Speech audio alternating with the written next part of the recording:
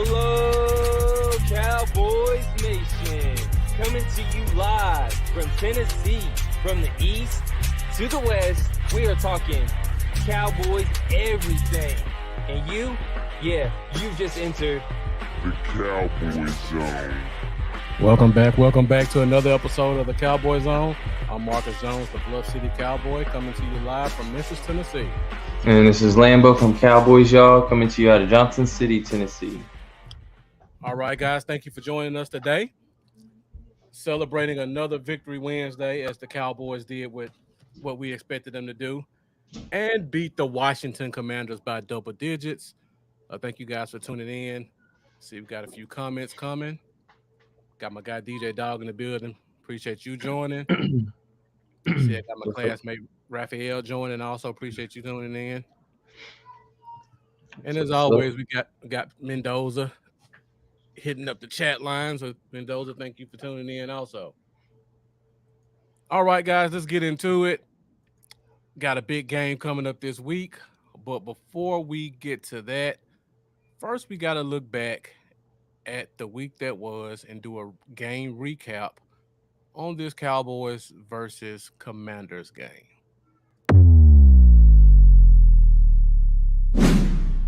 Game recap. All right, so like I said before, Cowboys beat the Commanders. What was it, 25-10?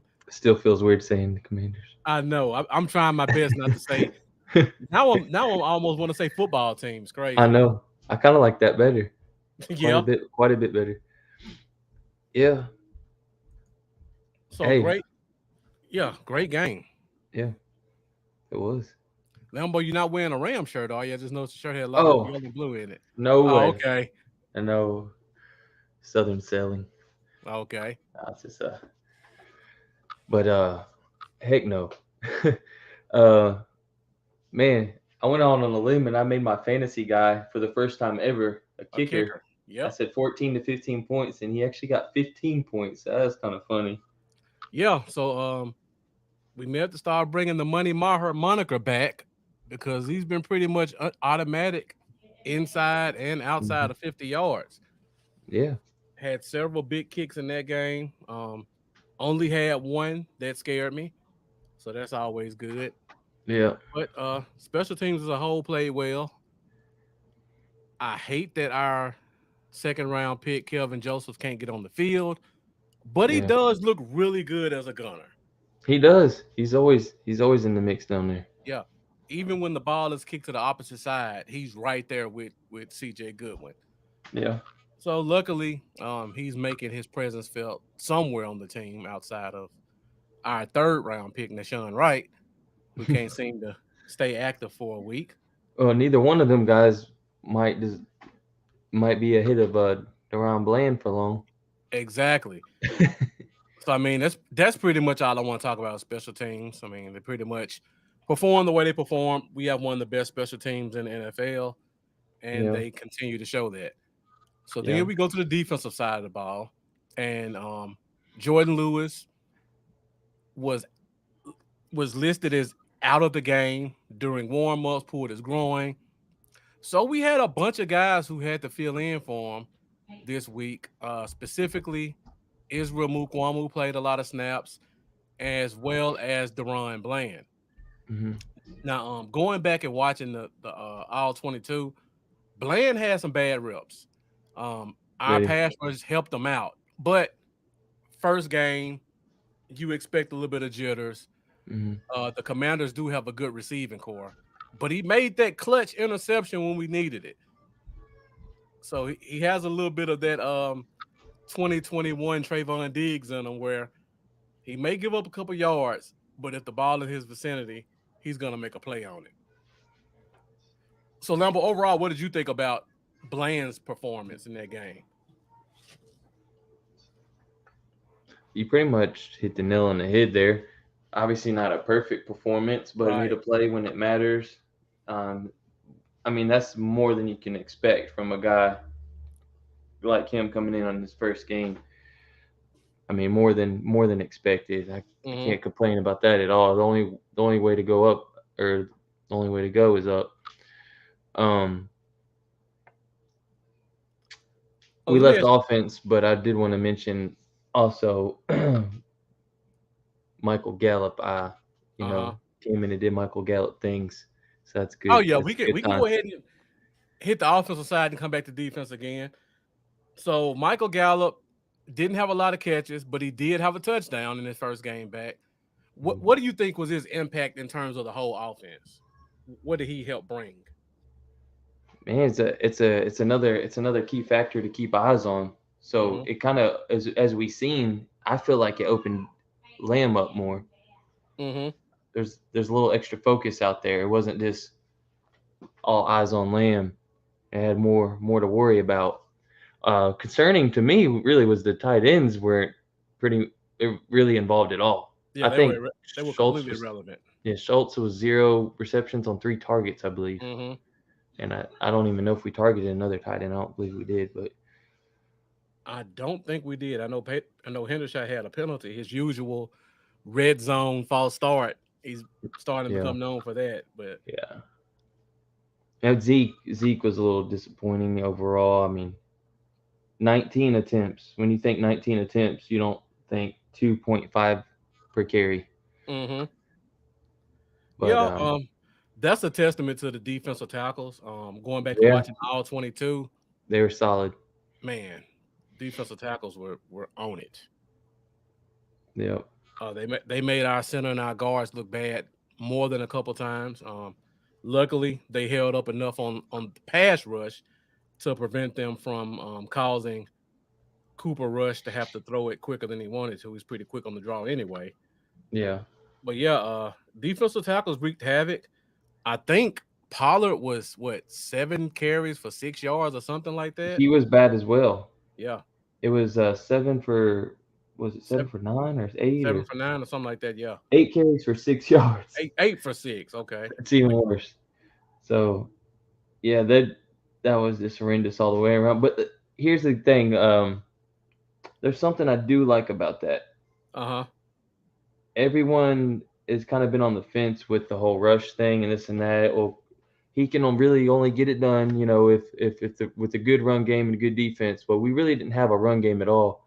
No, we didn't. And we were still able to get it done. He was still able to do enough to get it done.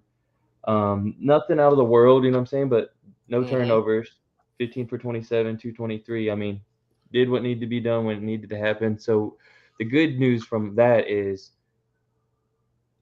if we're not running the ball, we can still win without running the ball if we need to. Did we give up a sack? I'm trying to remember. Not that I remember for some reason. Maybe we did, but I don't remember it. So yeah, I don't know. I'm trying to pull up the stats really quick. I don't think we gave up a sack. But yeah, overall, like Raphael said, Gallup made the safeties play a little bit more honest. Opened up a few passing lanes for some of the other guys. CeeDee Lamb had a really good game. Yeah. Noah Brown had a couple good catches as usual. Yeah, he averaged 20 per catch, actually. Yeah. He only had 3, but that's a good statistic. Yeah, 3 for 61 yards. I mean, the only thing that kind of, I guess it was, I don't want to say concerning because that's too strong of a word, but the back shoulder fade on the 3rd and 14. They threw it to Brown, and immediately I was like, that's the Noah Brown special. Why didn't we throw it to that's the Michael Gallup special. Why didn't we throw it to Gallup? I don't know. And it was a good ball too. It was a good ball. Yeah. He didn't find it at all. Yeah, well, I mean, in time at least. Yeah, but in his defense, that's not something we've ever seen Noah Brown do. Right. Michael Gallup is the expert at it. So that was kind of interesting to see them throw the back shoulder to Brown. That is true. Maybe it was just the matchup he had that he felt like that was the most winnable matchup on the field at the time. I don't know. Another interesting offensive point that I noticed, Gallup never played in the slot. Not one snap did he play in the slot. So he's going to be on the left side, out wide, pretty much consistently, with Lamb and Brown rotating on the inside. I just thought that was interesting that Gallup never played in the slot. Yeah. The whole game. Once again, Tyler Smith is doing what Tyler Smith does. He completely eliminated Montez Sweat, an extremely athletic former first round pick. I'm really impressed with what Tyler Smith's putting on tape so far. I mean, What is going to happen when Tyron Tyron Smith Smith. comes back? What is going to happen? Like, do you stop the youngster's growth that he's doing so well at just to have your best 5 out there and bump him in the left guard and let Tyron finish the year, or do you just how do you leave Tyron on the bench? That's just Yeah. But how do you? Oh my gosh! I mean, first of all, it depends on when Smith is available. So that'll buy them whenever he comes back. Just that fact will buy them a week or two. So depending on where that is, it may just come to a point where he doesn't play because they bring him back and they say he needs a week or two. Or you put one of them at right tackle if you're not feeling good about Steele. My suggestion would be, and Jack Meeker, thank you for joining. I think they do kind of like what they did with Peters. I mean, Peters is 2 weeks just getting in football shape, what have you. And I think they put Smith at right tackle. I think they put Tyron Smith at right tackle. And Terrence Steele reverts back to the bench. Because like you said, there's no way you can put Tyron Smith on the bench, in my opinion. No, you can't. And that seems like the best option. Get your 2 best tackles on the field. And Tyron has played right tackle before. I mean, he played 4 years of college at right tackle because USC had Matt Khalil, who was probably the best tackle I had seen before Tyron Smith. And then his first year in the league, he actually played right tackle when Doug Free played left, and then they switched him. And at this point in his career, he understands, I'm sure, that time is coming. And he's probably, I would think, pretty willing to help the team where needed. We'll see, but. And at this point, he has a pretty big contract in 2023. So he better show his worth, because I don't see the team taking on a $14 million hit. Honestly, I don't. I mean, I keep thinking about Micah and Trayvon and those contracts that are going to be coming. Yeah. There's going to be a lot of guys that been around for a while gone. Diggs and Lamb are both eligible for contracts after this year. Also, Neville Gallimore is eligible for a contract, but I don't think he'll get it. Then you got Noah Brown on a 1-year deal. He's gonna warrant at least $5 million from the league minimum he's getting right now. So that's another person you got to pay. Donovan Wilson comes up. I don't want to get into off-season talk. Yeah, I think Wilson's gone personally. Fowler. Who else we signed? There's gonna be some big decisions to make. Yep. Van Der Esch may warrant another small. He may warrant a small contract. It depends. But yeah, I don't think he'll get the same contract he got right now. So I agree. He probably is gone. I'll take that 4th or 5th or whatever we get from him and find a linebacker in the draft. All right, so let's talk about the defensive side really quick. We hit on those nickel backs. Let's talk about the outside guys a little bit. So I just love Trayvon Diggs against Terry McLaurin. You could just see he takes it personal. Yeah, man, he was like extra good that game, man. Oh my goodness! When he swatted that ball down instead of going for the pick, I was like, that's him taking it personal, because Trayvon Diggs is a guy who's going to try to make a play on it. When he swatted it, he wanted him to know you have no shot at catching this. He didn't even want to take the chance in typical Trayvon fashion. Yes, I'm just gonna smack it. Right. I'm not giving you any opportunity to make a play. Then he closed on that one. I think it was in the end zone. That's one of them. He had 2. He let them think they had it in this. Nope. Right. Man, he had great coverage. He had great. He should have given him Mutombo finger wag after that. And the funny thing is, like, it drives me crazy. I always get caught up in the stupid memes on social media. Still see all the haters typing in there, all the slander on Trayvon Diggs. It drives me crazy. It drives me crazy. At this point, I don't even know what they could talk about. It's stupid. It's Yep. dumb.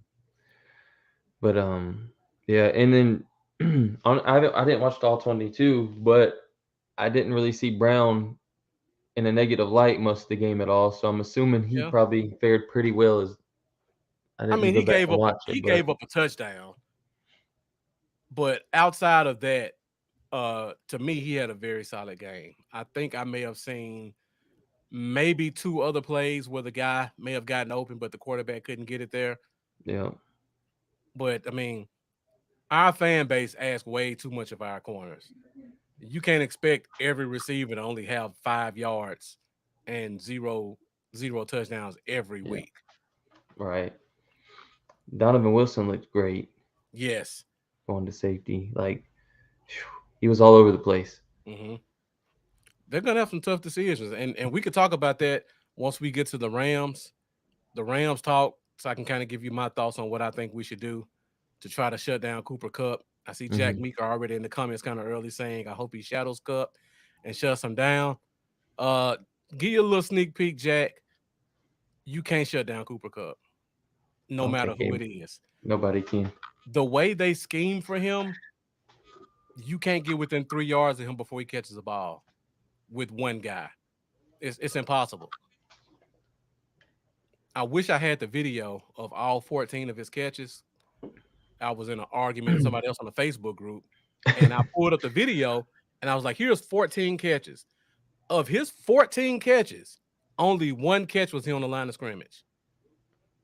Every other catch was a screen pass where 3 offensive linemen just jet right in front of him on the snap. And then there were a lot of them where he had a receiver in front of him and he was stacked behind him.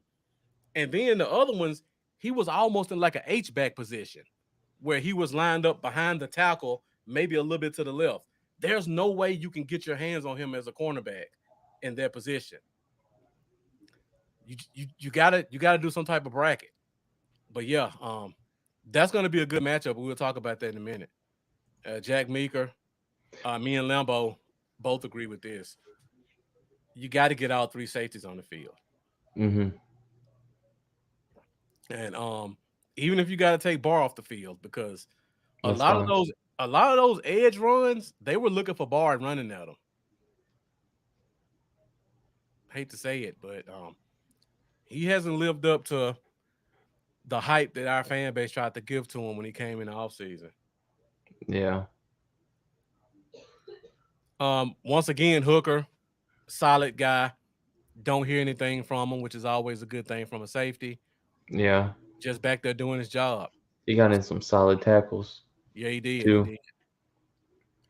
All right, before we move on, let's talk about this defensive line really quick.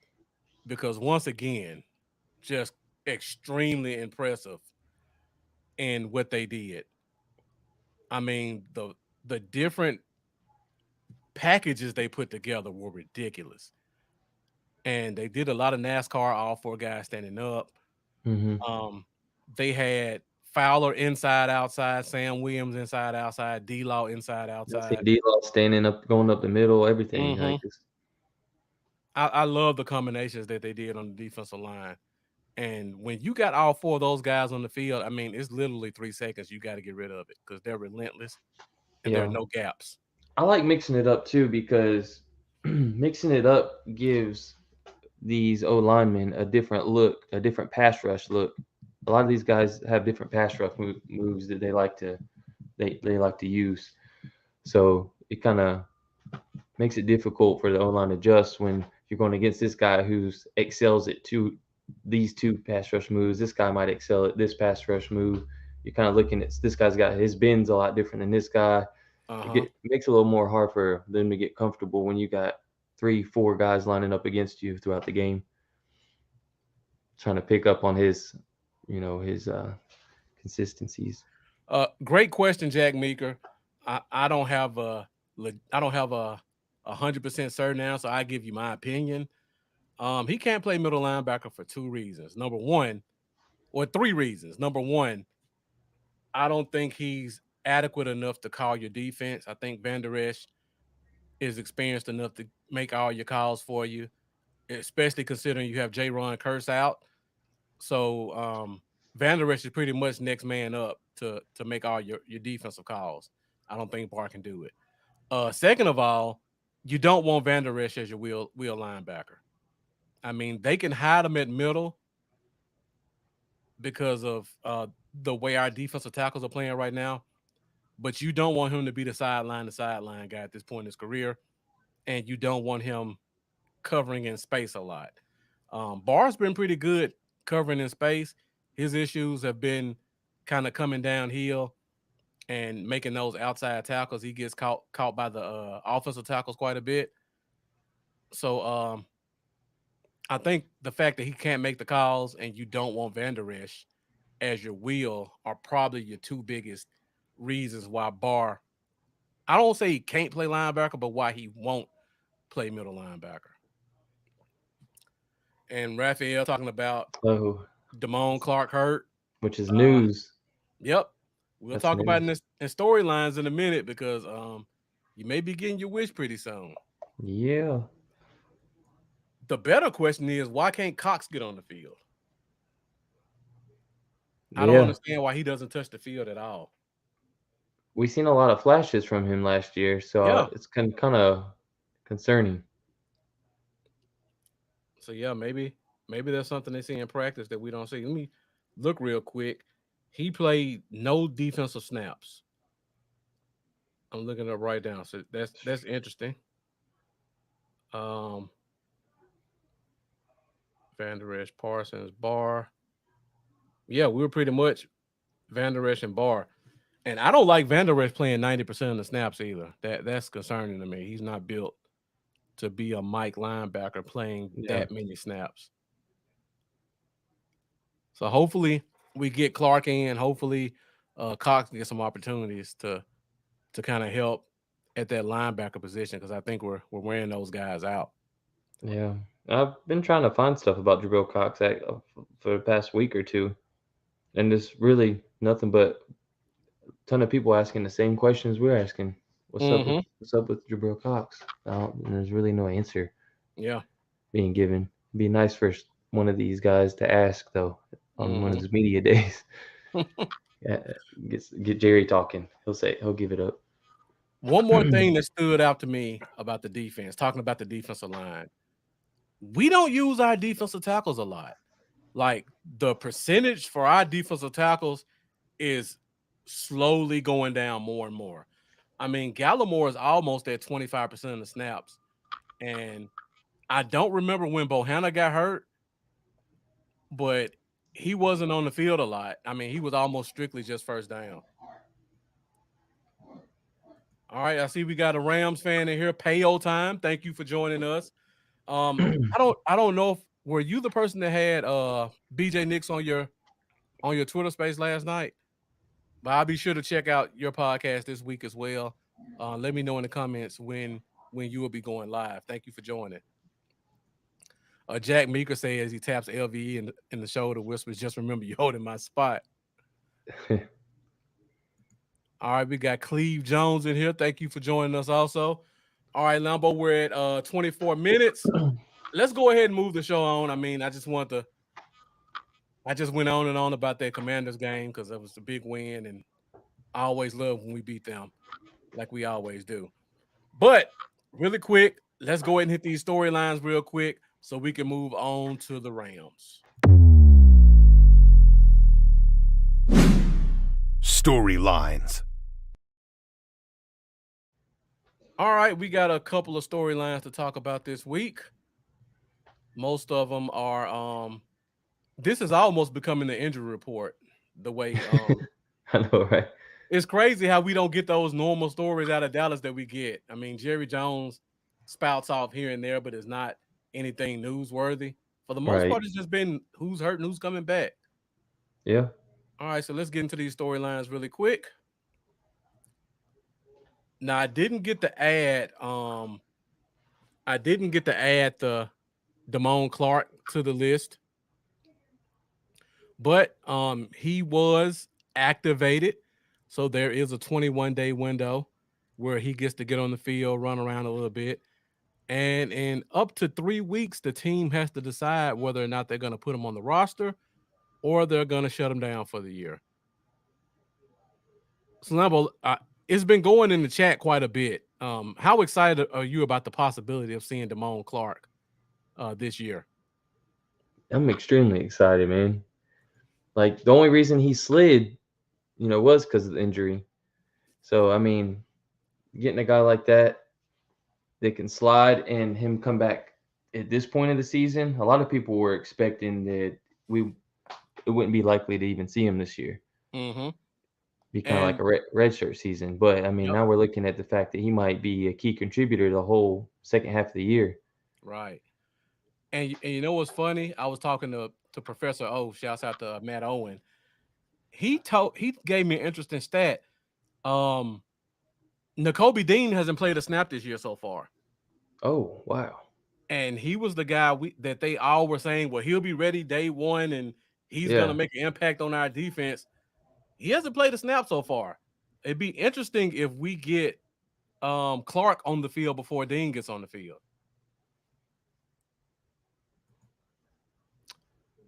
All right, so let's go through some of these other injuries. We'll start from the bottom and go to the top. Noah Brown had an injury in last week's game. Talking to the coaches, it sounds like he shouldn't miss this week's game, so that'll be a good sign. Quentin Bohanna had the shoulder injury late in the game last week. Sounds like from Mike McCarthy, he'll probably be able to go. But like I said before, our defensive tackles are playing 30% or less. So I wouldn't be shocked if that does not change this week. Sounds like J-Ron Curse is going to be back. So I know you made the nice post about the three-headed monster today, Lambo. Yeah. So it looks like we're going to get all three of the guys back and possibly four if they put Mukwamu out there at safety. I mean, at corner. And then last but not least, I'm sorry, go ahead, Lambo. Oh, I said, yeah, definitely. Yeah, last but not least, Jordan Lewis, we talked about this before, hurt his groin in practice, in warm-ups, and he had to miss last week's game. Groin injuries are really tricky when it comes to a position like a defensive back, especially for that slot guy whose entire job is planning and changing direction. So more than likely, we should not expect to see Jordan Lewis in this week's game. So that's pretty much for all the storylines this week, Lambo. Yeah, I know Brown practiced in full today, so. Oh yeah, he'll be good to go. He'll be good to go. And as always, we got the Dak Prescott situation. I don't want to get into that because I don't want to feel the comments up with Rush versus Dak. Controversy, the QB controversy stuff. At the end of the day, whenever Dak's available, he'll be under center. Yeah. Day one. I see we got my guy J Tuck joining us. J Tuck, appreciate you tuning in. You put out a great video. I believe it was yesterday.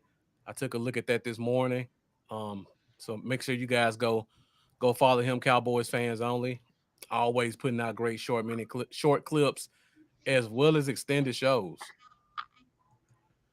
All right, Lambo. So talking about Jordan Lewis, and we talked briefly about Deron Bland. First game with extended snaps in a regular season game looked pretty good. And then we got Israel Mukwamu out there, kind of transitioning between safety and corner, looking pretty solid at both spots. And we got the big matchup this week. And pay your time. I haven't forgotten your question, so we'll get to that in a minute. We got a tough task in front of us with that kid down at the bottom, Cooper Kupp, and who's going to guard him from that slot position. So that leads us into our question of the day. So let me get that up really quick. It's going to be interesting to see how they treat him and what type of coverage they do. So let's get our question of the day up, talking about that cornerback position. Question of the week. Question of the week this week. Who should play slot corner? We got a lot of good options here. I threw this one in at the bottom because I know a lot of people are going to say that because he is our best corner. So I posted this on Twitter this morning. If you didn't get a chance to see that, be sure to go check that out.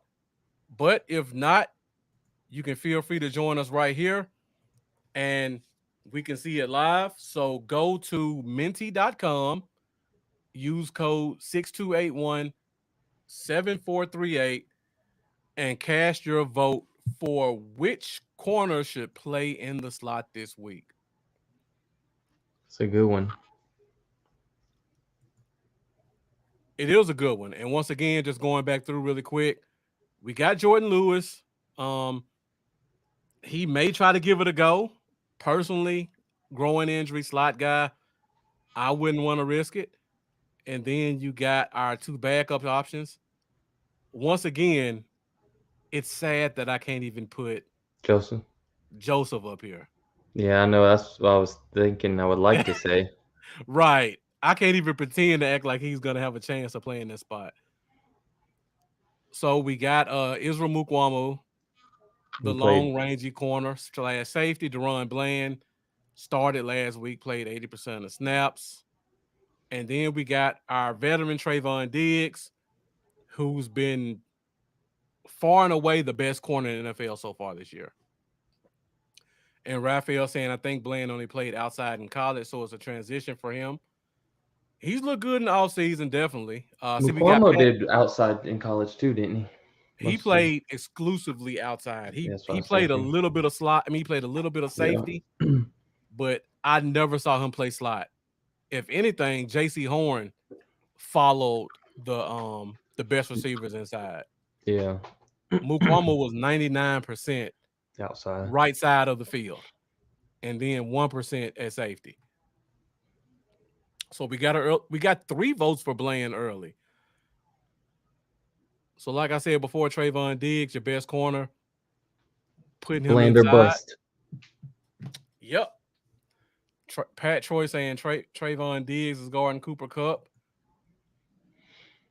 I hate to disagree with you, Pat, but I'll give you my reason in a minute. So we'll keep this up and we'll come back to it later in the show. So guys, if you didn't get a chance to vote, I'll keep it scrolling across the bottom of the screen so you guys can go and cast your vote. All right, Lambo, let's go ahead and get back into the game of the week, Cowboys versus Rams. And we'll start off first with our key matchups to watch in this week's game. Key matchups. All right, let's go ahead and start the first one. Cooper Kupp versus X, whoever that is. I know that's probably your first one too, Lambo. I don't know if you got a chance to vote, but who do you think should play slot corner and guard Cooper Kupp this week?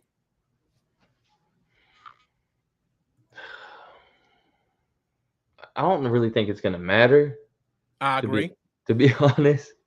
But I think just based off what we got, I think Bland will be the guy out there. But I think they'll obviously try to game plan in ways to bracket him, like you mentioned earlier, I believe you said bracket Kupp, kind of keep him under control.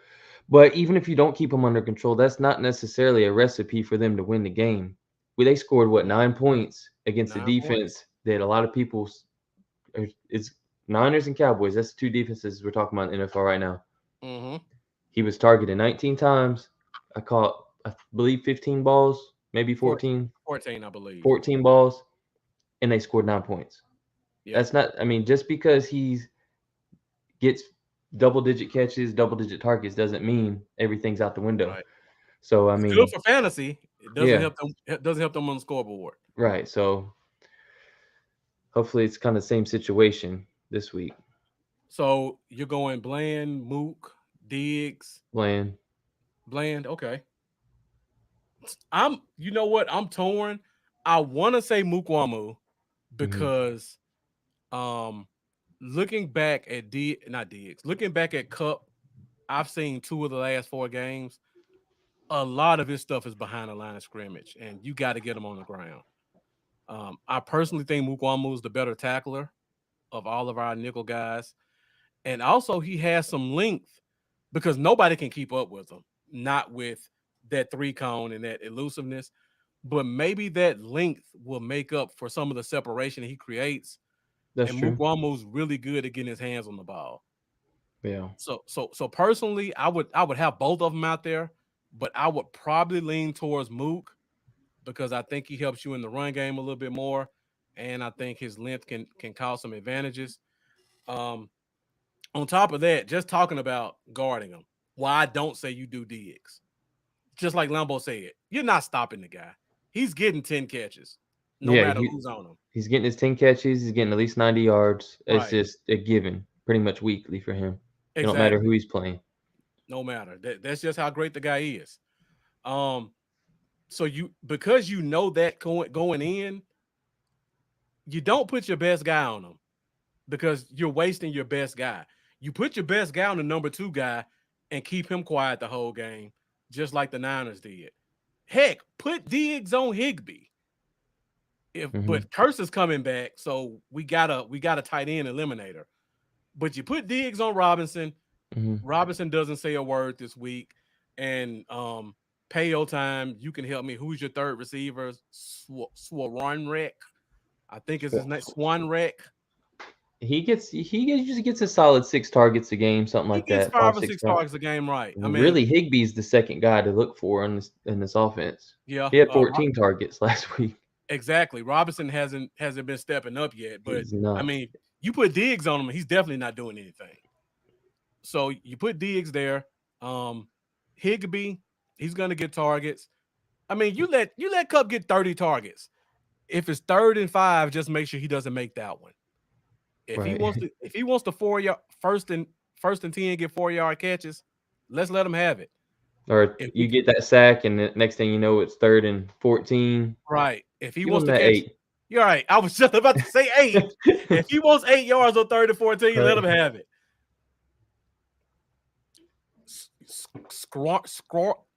I can't say that. He's a great blocker, by the way. He is. He's a great blocking receiver. Think Noah Brown blocking. I mean, that's what that's one of the big things he brings to them. He's really solid. I know when they thought he had that ankle injury and he came back in the game. I think it was ankle injury. That's all I've seen from Rams fans. It's like, he's our best blocker out wide. Right. He does very well blocking. Exactly. From the receiver position. If Cup has 7 catches by halftime and the game's close, I'm not concerned. Just plain and simple. We're not stopping the guy. Nobody has so far in the past 20 games they played.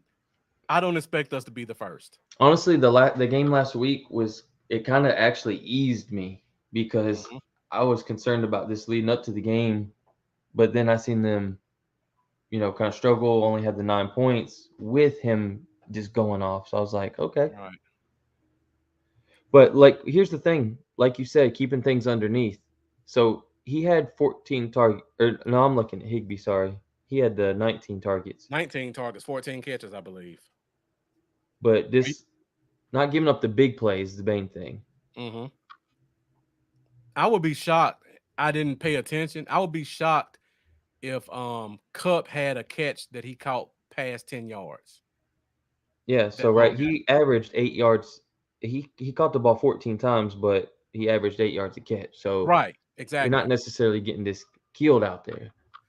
So if he averaged 8 yards a catch, he wasn't catching the ball past 8 yards in any of them. So you're looking at 2 or 3 yard catches that he just uses elusiveness and gets an extra 4 or 5 yards on. Here's the main thing. We talk about nobody can get their hands on them early on in the play. The Niners have that type of pass rush the Cowboys have. He's getting the ball out quick. It's going to him and Higbee. Quick. I mean, basically, I'd be looking at the Niners defense. That's the blueprint. Yeah, it's the blueprint this week because that's basically what we're going to bring to the table. So how I would play Cup if you want to try to minimize him, and I don't want to use the term bracket because that makes it sound like you're going to have two guys on him at all times. Right. But you got to have a second guy watching him. So when he's lined up behind the line of scrimmage, go back to that play that Hufanga made, the pick six. I can use that one as a perfect example. Whenever Cup was lined up at a spot where the corner couldn't get to him, that safety flashed to let the quarterback know, I'm going straight at him first. He flashes and then he retreats. Mm-hmm. So at least the quarterback knows he doesn't have the free release that he thinks he has. And also that little step in for a second, that gives the cornerback just that 1 second to regroup and get close to him without him being completely uncovered. Now, Hufanga took a chance on that screen pass. That's how, and it worked out for him. He the whole game, like I said, he would kind of jump and then go back into wherever his coverage was. That time he said, you know what, screw this. I'm going for it. And it paid off big. Yeah. And Mendoza, that's like you said, it should be Curse or Wilson. That's definitely what I'm thinking. Wilson's playing close to the line of scrimmage. Every time Cup is behind the line of scrimmage, that safety needs to flash like he's gonna just go straight at him, because Stafford's throwing the ball to him quick. As soon as the ball snapped, if the play is meant for him, it's going immediately, or the receiver will run a route and Cup will just stand almost at the sideline, just like this, waiting for the ball to come. So Stafford looks downfield. He watches that corner to see if that corner backs up. If that corner backpedals, he throws it straight to Cup, and then Cup just tries to make a move on him. That's the whole game plan. Right. And he's good at making that first guy miss. Great at making the first guy miss. And that's one of the reasons I said I kind of like Mukwamu more, because I think he's a better tackler. Yep. But we're not stopping him. Plain and simple. All right. So Lambo, I think we pretty much talked about Cup as much as we could. What's another matchup that you're looking at in this game? And guys, in the comments, let us know what matchups you think are going to be important in this game. Who replaced Whitworth? Their offensive line was in a complete disarray. I think the left tackle is a guy named Notebloom. Because that's where my next matchups are looking at is who's protecting Matt Stafford's blind side. Right. Yeah, if I'm not mistaken, two of the guys on their line may have been practice squad guys that they had to call up because there was a few things that I remember hearing during the game. I'm trying to remember exactly what it was, but I thought it maybe revolved around their center as well. Aaron Donald, actually, Aaron Donald, period, versus whoever he's in front of is probably the key matchup. Yeah, definitely. I'm sure. We're probably gonna. Donald's gonna try Tyler Smith a couple times, right? He's not gonna just let him sit over there and think he's gonna get away with it. So you're gonna see Aaron Donald all over the field. And I like the one Notebloom versus whoever's over there, because that guy looked awful. Yeah. I don't think either one of their tackles has a chance. And I think their right guard is also a backup guy. Oh, it's the center. Thank you, Jack Meeker. He's a third string fill-in. So definitely inside, it's going to be some opportunities. We keep saying that every week. Raphael saying Aaron Donald versus Tyler Smith. More than likely. So, Lambo, do you think Mcgovern starts this week? Yeah. Okay, so I say that it's probably the same thing. I'm looking at Mcgovern versus Aaron Donald more than Tyler Smith, if that's the case. I don't like that. Yeah. Too much. But I will say their situation is a lot worse than ours are going to be when it comes to the pressure we're going to bring. I mean, we're not just talking about Michael Parsons and D-Law. We're talking about Dante Fowler is out there pressuring guys. All of these defensive tackles are just dominating inside. And Sam Williams is looking really good. He is. I mean, we're bringing it from so many different levels. And You could just type in Rams offensive line on Twitter, and I'll tell you exactly what comes up. Rams have the worst offensive line in football. Michael Parsons might break the single game sack record versus Rams offensive line. Joke memes. Rams offensive line had no answer for the stunts the 49ers threw at them.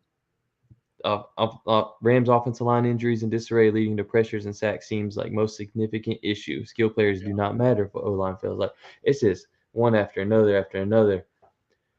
This is going to be key to us because it's how the Niners won the game, and it's exactly how we'll win this game. Is pressure, pressure, pressure. Give the receivers about a chance to get 3 yards downfield by the time we're already in that backfield. Yep, exactly. That's what we need to do. Yeah.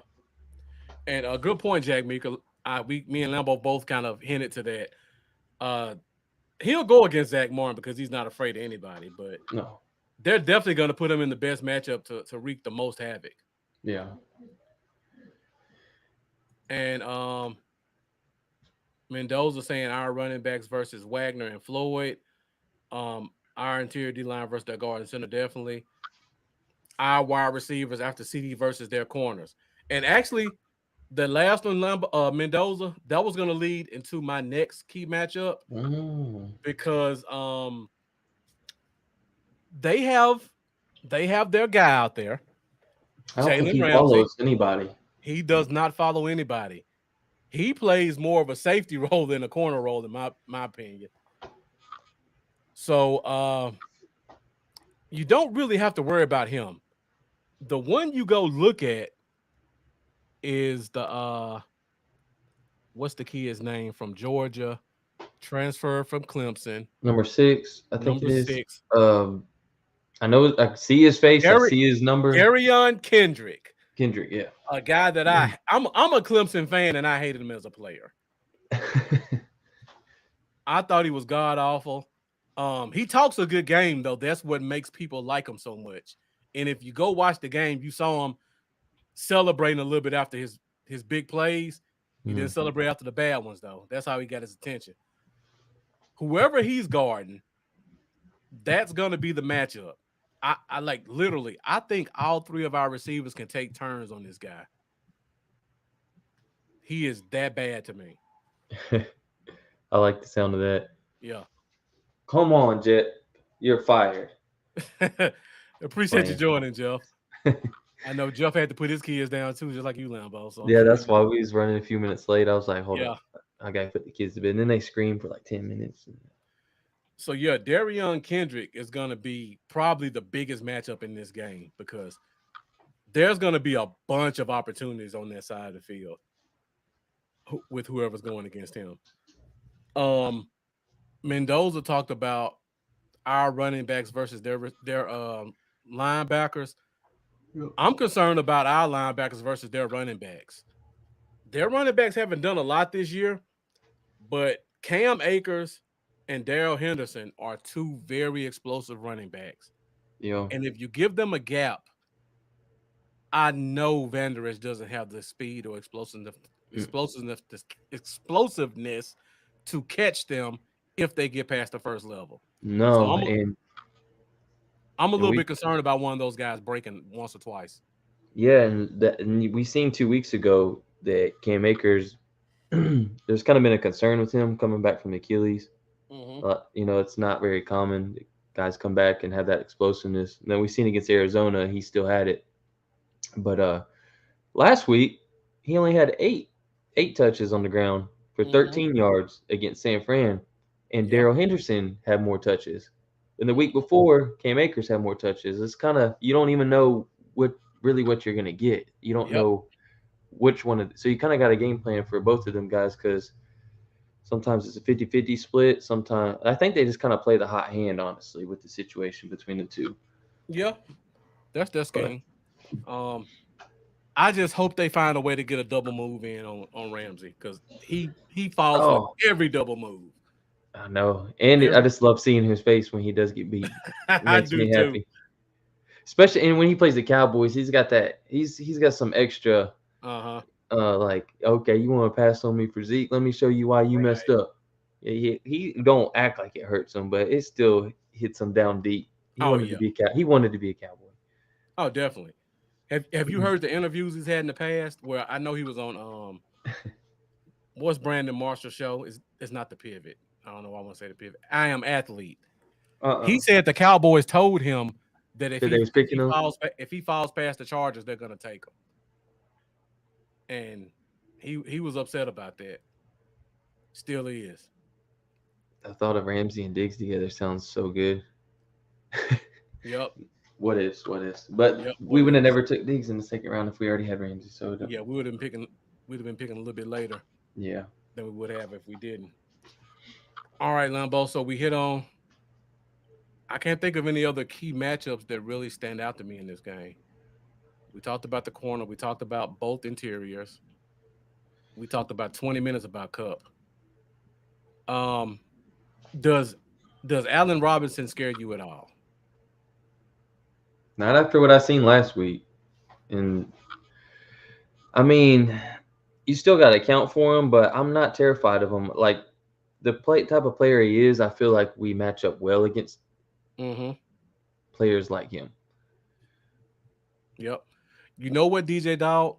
And if you go back and listen to his interviews, it almost sounds like shade, not towards Diggs, but towards his defensive coordinator, because he always talks about it in a way like, I don't get to do what Diggs does, but Diggs looks great doing it. So it's always kind of like, you guys don't play me like Diggs is getting played. And you look at what Diggs is doing, imagine what I could do if you played me that way. That's kind of what I hear every time I hear him talk about Diggs. And it's come up more than once. Looking back at Robinson, man, he I'm not really too worried unless something completely turns around this week for him. But we have a very good defense, and some of the better defenses he's played, like in Buffalo, he had one catch for 12 yards. Arizona, 2 catches, 23 yards. San Fran, 2 catches for 7 yards. His best game came against Atlanta, who hasn't been that good in the secondary this year. He had 4 catches for 53 and a touchdown. But outside of that, it's just been pretty horrendous for number 2 receiver. I'm actually more concerned about their running backs than any of their receivers, passing game or running game. I'm more concerned about them. I'm more concerned about the one I can't pronounce, Skoranek. Him and Higbee. I'd be more concerned about them, honestly, than I am Robinson. Mm-hmm. All right, guys, we're at 53 minutes. Let's go ahead and hit our last segment, and let's hit this over-under.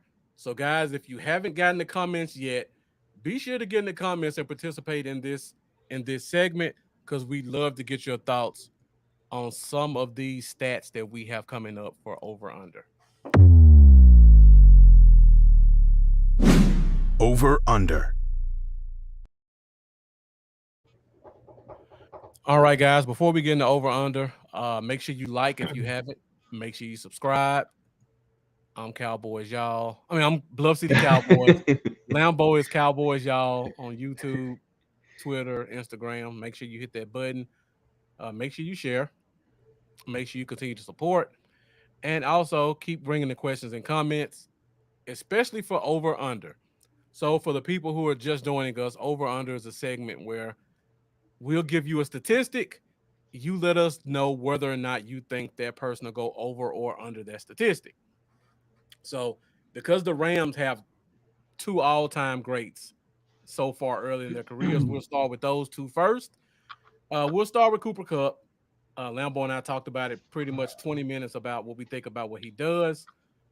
Over under. Man, I feel like I can't go too high with this. I know, that's the scary part, right? You gotta go like 10 catches for his over under. Like over under 9.5 then. So 9.5, everybody. Over under 9.5 catches. I gotta go over. He's pretty much their offense. Yeah. They are a very bad team without Kupp. If something happens to that guy. Yeah. Man, we're talking about over under 9.5. I mean, 3 out of the 4 weeks he's had a 13 catch game, 11 catch game, a 14 catch game. No, Yeah, it's over because he's gonna be. I mean, he's who Stafford looks for, and when Stafford's under pressure, he's and he only has time to get one read in. Yep. That's his read every time. That's his first read. Every So time. I'm gonna say over. I mean, honestly, I don't think there's a number I could put where anybody would say under, unless I went for the NFL record. What's that? 22. To That better not happen against us. I ain't trying to have that happen against us. All right. Lambeau gave the stat that last week he averaged 8 yards a catch. Did he have 100 yards last week? He did. He did because he caught 1 million passes. He caught 1 million passes. He only averaged 8 yards. All He right. had 122 receiving. 122. He's had 300-yard games this season out of 4. Okay. Over under 105 yards receiving. Cooper Kupp.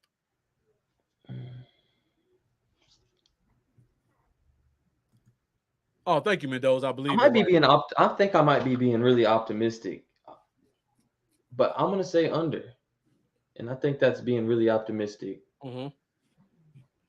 I think he's gonna be somewhere around that 11 catch, 97 yards. And Mendoza, you are right. It is Brandon Marshall. Ah, man, actually, never mind. Let me rethink this. He's averaging 8-9 yards a catch, and I think he's going to go over. Let me do some math here. I think he's going to catch 11 balls. How much times that by? Oh, man, that's right on the dot. Golly. Okay. What I'm thinking he's going to average that is coming at about 99 yards. Okay. So it's getting close to – that's pretty close to 105. One broken tackle, and he hits that. Oh. Yeah. Okay. Man, it's going to be right around there, dude. Like, I'm going to say push and call it right at 105. Okay. Or let's go. All right. Everybody 105. Everybody else is saying over, except Lambeau with the push, and Raphael has under. You know, just because of what I said and how a lot of his yards come from behind the line of scrimmage, I think we have some really good tacklers on this team. I think we gang tackle well. Mm-hmm. I'm going to put him at under. I'm kind of with you. 10, 11 catches, 9 yards a catch. He's going to be hovering right at 100. Yeah, somewhere in there.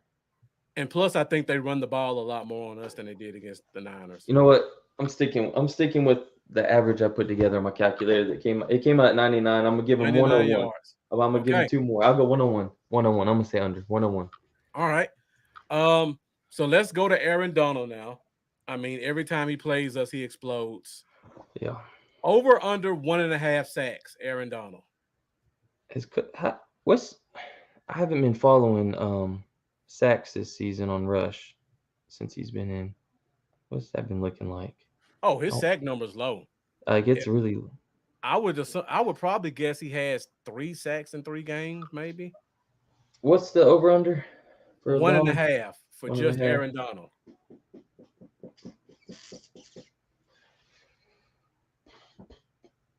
Yeah, man. You know what makes it tough also? I don't know if it's changed after last week. It probably slightly. I know throughout his first 2 starts, they said he was getting the ball out the 3rd fastest of all quarterbacks in the NFL. Mm-hmm. So Rush is getting the ball out quick. Donald is still superhuman. Yep. Good point, Jack. Like you said, we don't miss a lot of tackles.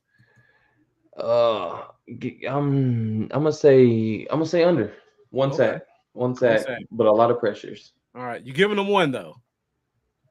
All right, I'll give him 1. Respect his greatness. Gotcha. All right, Cooper Rush has been performing well, but he hasn't had a lot of passing yards. So the Rams do have a great corner over there. Some very good linebackers, good pass rush. Mm-hmm. Over under Cooper Kupp, 200 and Cooper Rush. I guarantee you the announcers do it a whole lot more than I did. I know. I can't wait. Oh man. All right. Over under Cooper Rush, 260 yards passing. He has not broken 250 so far. No, he hasn't. He's had a 235, a 215, and a 223. You said over 260? I'm saying 260. He's got Gallup back this week, second week. He started to get his chemistry with CeeDee Lamb. Mm-hmm. The He has. chemistry with Noah Brown still there. He gets Schultz back this week, a week removed from the injury. So this is going to be the best group of weapons he's probably had on this team so far. Oh man, I'm gonna have to go under. 260. Okay. I'm going under. Jack saying over. Gallup's going off. Jeff has it as a push. All right. This one's not an over under, but I'm just curious. So the Rams have a very good two-headed running back attack. So do we. Which group of running backs have the most yards rushing? I'm gonna go us. Okay. So when I look at let me the know in the comments, Rams, guys. you got to think. Like I said, our defense is every bit as good as the Niners, if not better. We're up there, 1A and 1A. And Darrell Henderson and Cam Akers were terrible running the ball against the Niners. Yeah. And and then you look over at freaking where's my guy? Wilson? Yep. He kind of reminds me of Tony Pollard running the ball a little bit speed wise. Jeff giving the bold predictions. Who reminds you of Tony Pollard? Wilson. Okay. But I'm gonna definitely go with the Cowboys. It's not even close to me. Jeff has Pollard getting over 100 by himself. Pollard is the running style that I feel like is gonna attack them well. Mm-hmm. I agree. I can see that. I'm with you guys. I think we didn't have a good running game last week. I think we bounced back. So I think they're going to get some runs because I'm concerned about the whole Vander Esch thing. But I think as a whole, I think we do a better job of running it. Yeah. Yeah, if they try this penetration, we'll bully ball them. All right, another over-under. So Micah Parsons started off the first 2 weeks with 2 sacks each week. The last 2 weeks, he had 0 sacks. Over under 1.5 sacks for Micah Parsons. 1.5. 1.5. Does he get 1 or none, or does he get 2 and start the streak again? You know what? 1.5 sacks, guys. I should be going with I feel like it's 1, but hell, Bosa got 2. Micah's gonna get 2. Bosa got 2. Micah's gonna get 2. I'm the same way. That's my exact answer. Bosa can get 2, so can Micah. All right, Raphael's under, Jack Meeker's over. All right, let me guys know what you think in the comments. Does Micah get over under 1.5 sacks? I got 2 more over-unders, and then we'll close the show out. Yeah, Jeff and Jack running right at him. Just wear him out. Yep. Wear him out. Don't let he'll be tired. We talked long time about Cooper Kupp. They got some other receivers. We brought them up briefly. Over under a second receiver on their team, 60 yards. And not including Higbee. Strictly receiver. A receiver. Strictly receiver. Does a receiver get more than 60 yards? You know, I'm going to have to. You know what? Go no. How about this? They've had another receiver go over 60 yards one time this season that I've seen. Okay. One time. Well, how about this then? Anybody on their team other than Kupp more than 75 yards? That includes Higbee. Anybody 75 yards or more. Dang, if it's anybody, it's Higbee, who got, what, 72, I think, last week? I believe so. Something like that. Because, I mean, the targets have to go somewhere. The yards are going to have to come from somewhere. I don't think Van Jefferson's back yet. Like, I feel like Stafford, even against our great defense, Mm-hmm. is going to get about 200 yards passing it, 2 to 250. And there's no way I'm giving all those to Cup. Speaking of that, when Van Jefferson comes back, if you yeah. play fantasy football, you may want to get him on your roster. Yeah, because the rest of the receiving core ain't doing too much. And right. You're getting 7 catches and probably 30, 40 yards. That's 11 points a week. Easy. Mm-hmm. Jack Meeker saying Curse is going to negate Higbee. I'm going to say nobody else is going to get over 75 receiving. As of reports right now, Jeff, it sounds like Kersey is playing. So nobody gets 75 now, Bo? Mm-mm. All right. Last over-under. We talked about their receivers. Let's talk about our receivers. Over-under one of our receivers, 80 yards. 80 yards over-under one of our receivers. And Jeff, I checked the injury report. J-Ron Curse was a full participant. The only person who did not participate in practice this week was Jake Ferguson. Everybody else was a full participant, except for Bohanna was limited. Everybody else was full. Oh, I'm gonna go over 80 yards. Okay. Raphael saying over. Also, Mendoza saying over. Who you got? Who's the guy? I'm gonna go. It's between Gallup or Lamb, but I'm trying to. It's like whoever gets the best looks is gonna be the guy. Everybody saying Gallup.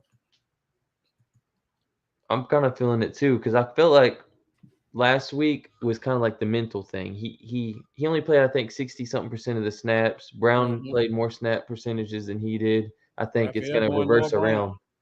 It's going to reverse around this game. Gallup's snap percentage is going to go up a little bit more. Browns will come down just a tad. So this is the interesting thing to note, and we talked about this a little bit before. Michael Gallup plays almost exclusively left side of the offense. Jalen Ramsey plays almost exclusively left side of the defense. So if that doesn't change, Gallup and Ramsey may never see each other during the game. So it kind of makes sense that Gallup will be the one that goes off because when he's on the field, he's on that left side. True. So just something to think about. Raphael saying too much attention be on Gallup and Lamb. That's a good point. Jeff has Noah Brown 75 yards. I like to see some good run after the catch by Lamb. Mm-hmm.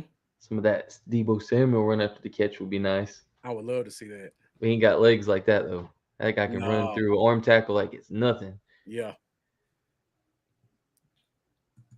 Mendoza making a great point. Brown is your wide receiver 3 on their cornerback 5 because of injury. Brown should ball out. It's a good point. I don't even know who their number 5 corner would be. Was it maybe Rochelle? Robert Rochelle, I think was the name I saw out there. But yeah, should be an interesting matchup. All right, that's pretty much all the over-unders I got. Let's go back real quick, check on the question of the week, see if anything changed before we get out of here.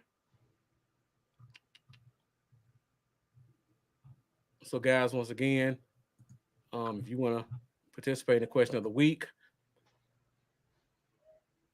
that's the old one. Go to Menti.com, 6281-7438 to cast your vote. And let's go check really quick and see where we are in the question of the week. All right. Looks like it's overwhelming for Deron Bland. Nobody else got another vote. So Bland was the starter last week. So hopefully he picks up where he left off at last week and makes a couple of clutch plays for us. Yeah, thanks, Mendoza. I don't know who Grant Haley is, but I do remember seeing Robert Rochelle out there quite a bit. Grant Haley. Sounds like that'd be a defensive end name. I don't know why. It does. Maybe I'm thinking Charles Haley. I don't know. I remember Robert Rochelle, I believe, was from Central Arkansas last year, if I'm not mistaken. I'm sure Mendoza let me know if I'm right or wrong on that one. But I remember he was a kid that I liked coming out of the draft. But he gets a good test this week with our 3 talented corners, especially if Lamb goes inside. Grant Haley played at Penn State. Okay. He's 5'9". Interesting. Side note, 5'9". Very, very small. He's at a mismatch no matter who we put in the slot. Mm-hmm. All right, guys, we're at 1 hour 12 minutes. I think that's pretty much all we got. So thank you guys for joining us for this week's episode of the Cowboy Zone. As always, we will be back on Sunday for our pregame show at 11:15 Central Time. So make sure you guys come back and join us for that. We'll do our game predictions. We'll do our bold predictions. We'll update you guys on the injury report. And we'll give you our fantasy favorites going into this week's game, as well as any game going on in the NFL. Yeah. Thank you, Mendoza. Jeff says, have we discussed the elephant in the room yet? Jeff, let us know what you think the elephant in the room is. I know what it is. What, Rush? It's got to be. That's the only elephant in the room. Up. Now I got him in reverse. I can't even get I was talking about Rush. Okay. That's the elephant that it's not really the elephant in the room, but it's what you see getting talked about all over every platform, nonstop, and mainly just because of these talking heads on TV like to get their ratings up, and they know that'll do it. What it's coming from. That might not be what he's talking about, though. Now he's got to miss it. Yeah, see, I knew it. I told you. That's what. Yeah. If Rush wins the next, we'll cross that bridge when we get there, Jeff. I'll leave it at that. Right now, we're just enjoying these victories. We don't want to talk about any controversy. And is our bye week 7? 9, I think. 9, okay. So we believe won't have it's a bye 9. week to talk about it. I think it's 9. Might have been 7. I think it's 9. But yeah, just real quick about the injury. Anybody who's had the injury, they don't miss more than 5 games. 5 is kind of like that's 100% healed. So that'll take us all the way up past the Eagles game. So whoever we play week 7, that's when the talk will really start. So if Rush keeps playing well, I'm almost certain they'll slow play this thing out to get him 100% healthy. Yeah. Because by 5 weeks, you're pretty much 100% healthy no matter who the person is. Because the last 2 that had the injury who went 5 weeks were Drew Brees and Jimmy G. All right. Okay.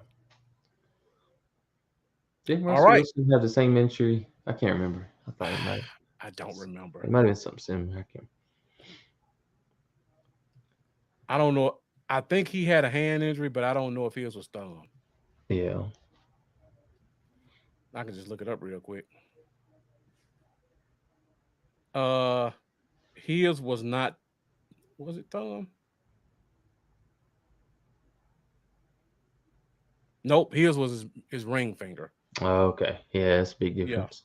Yeah. It's a big difference, yeah, because the thumb is what holds the ball at the back. Yeah. That's your grip pretty much. All right. Okay. Next 4 years before bye are Rams, Eagles, Lions, and Bears. Okay, so we'll show the Lions that offense is gonna hit a roadblock. That Lions game would be a great game for them to come back in because that's the worst defense I've ever seen. Yeah. And the Bears are just – the Bears let a team with no quarterback score 10 points on them. Imagine what that's going to do. Like, the Giants, both of their quarterbacks got hurt. And they basically just ran read option for 2 drives and scored both times. And I bet on the Bears like an idiot. Hey, I did too, so you're not the only one. All right, well, like I said, guys, be sure to join us this Sunday for the pregame show, injury report, game predictions, bowl predictions, fantasy favorites, and join us next week, same time, Wednesday, 8:30 Central Standard Time, hopefully for a Victory Wednesday, as we break down this game versus the Rams, and we look ahead to the next big rivalry game against the Philadelphia Eagles. Also, I'm pretty sure Cowboy Dale will be blessing us with another game prediction because it's a rivalry game. And if I can find an Eagles podcaster who's not a complete idiot, I will try my best to have an Eagles podcast on here to talk about the game. I try. I think I may have found one through Cooley, but outside of that, I mean, I can't take those guys for more than 2 sentences. I know. I'm thinking about doing a Dell video Thursday or Friday for this game. Possibly. Oh, you want to get it out real early for this Rams game? I'm thinking about Rams game. I'm thinking about one. Maybe. Just depends.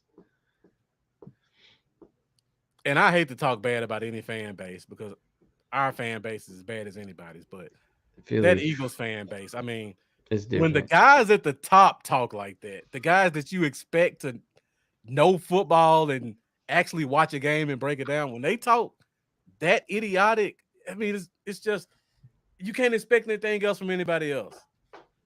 Yeah. It's the worst. All right. So before we go, Lambo, let the people know where they can find you at. On Facebook, Twitter, and YouTube, and Patreon, it's at Cowboys Y'all. Instagram is Cowboys Y'all 88. Thanks for tuning in, guys. Appreciate y'all. We love y'all. And we see you on Sunday. The pregame. All right, guys. You can find me Facebook, Instagram, YouTube, Bluff City Cowboys. You can find me on Twitter at Bluff Cowboys. And if you haven't done so already, make sure you like, make sure you subscribe, and make sure you share. Join us this Sunday for the pregame show. Join us next Wednesday for our Cowboys Zone show where we break down this week's game and talk about next week's game. I think that's pretty much it. Thank you guys for joining us for another episode of the Cowboy Zone. We'll see you guys on Sunday. See y'all later. All right, guys. Have a good night. Thank you for watching the Cowboy Zone.